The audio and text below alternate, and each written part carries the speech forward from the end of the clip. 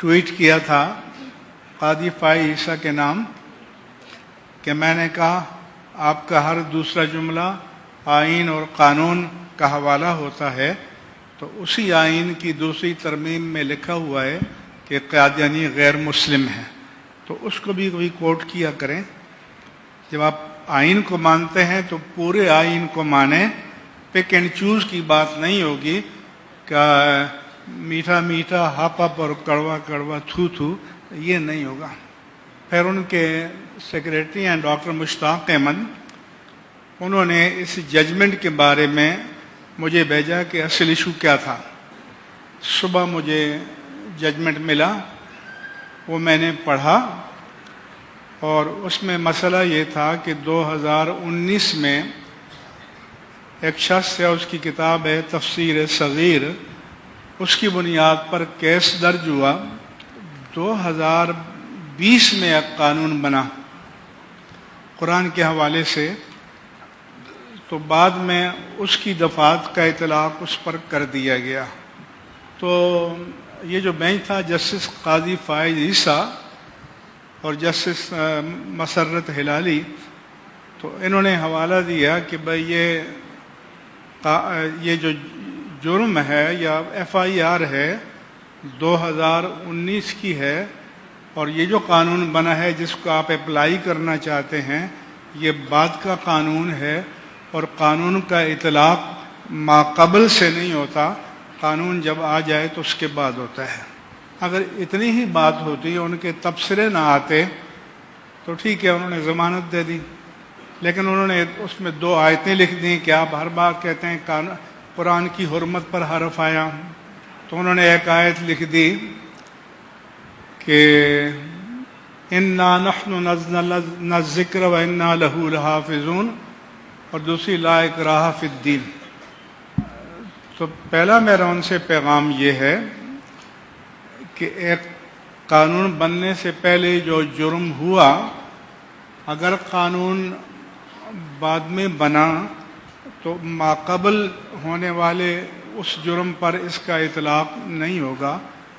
یہ اصول چونکہ آئین و قانون میں ہے، جس کو کہتے ہیں ری ٹرانسپیکٹیو، ماقبل سے اطلاق کرنا۔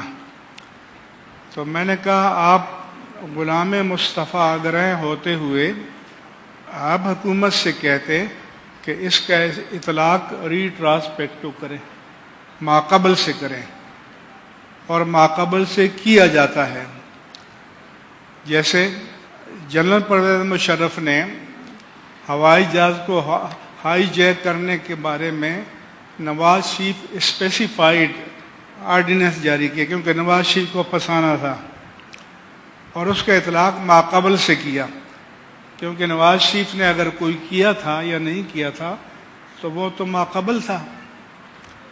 یہ آرڈیننس بعد میں جاری ہوا، لیکن اس نے ماقبل پر اطلاق کیا، تو ایک مسلمان جج کو چاہیے کہ وہ حکومت وقت سے کہیں کہ اس کا اطلاق ماقبل سے کرے۔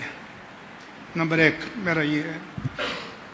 دوسرا یہ ہے کہ ایک جرم ہوتا ہے کہ وہ ہوا تھا، وہ اور اس کے اثرات ختم ہو گئے۔ ایک جرم وہ ہے جو کنٹینیو ہے، کیونکہ تفسیر صغیر تو آج بھی موجود ہے، وہ معدوم تو نہیں ہوئی۔ تو آپ اپنے لکھتے کہ اب آئندہ سے اس کی اشاعت کو بند کیا جائے اور جتنے نسخے موجود ہیں ان کو ضبط کر لیا جائے۔ اس طرح کا ان مسلمان ججوں نے کوئی فیصلے میں ذکر نہیں کیا، صرف اس کو ریلیف دینے پر ان کی نظر تھی۔ دوسرا جو آپ نے لا اکراہ فی الدین کوٹ کیا ہے، تو یہ آپ نے مس کوٹ کیا ہے۔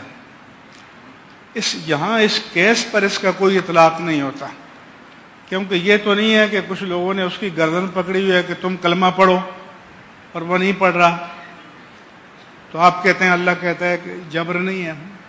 میں نے کہا ہمارے نزدیک تو کوئی جبریہ کلمہ پڑھ بھی لے، دل سے نہ پڑھے تو ایمان ثابت نہیں ہے، اس کا اعتبار نہیں ہے۔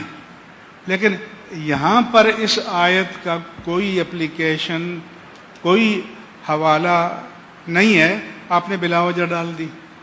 دوسرے ایک انا نحن نزلنا الذکر، اب کوڑ کر کے یہ کہنا چاہتے ہیں کہ اللہ جانے وہ حفاظت کر لے گا، ہم تو فارغ بیٹھے ہیں.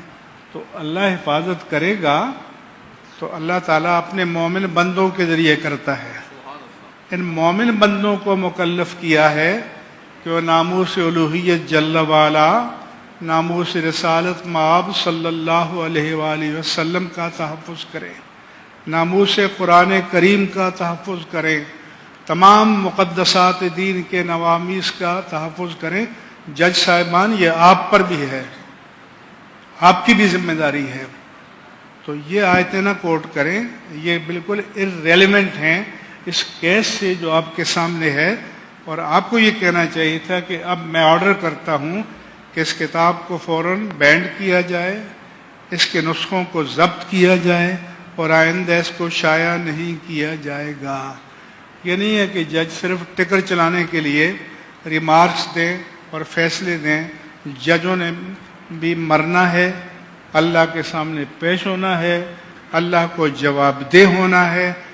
اور اگر ان کو اپنی ذمہ داری کے احساس نہیں تو ہم جیسے فقیروں کو، یہ میرے دائیں بائیں بیٹھے ہیں، ان کو یاد دلانا ہے کہ آپ کی ذمہ داری ہے اور آپ کو یہ کام کرنا چاہیے.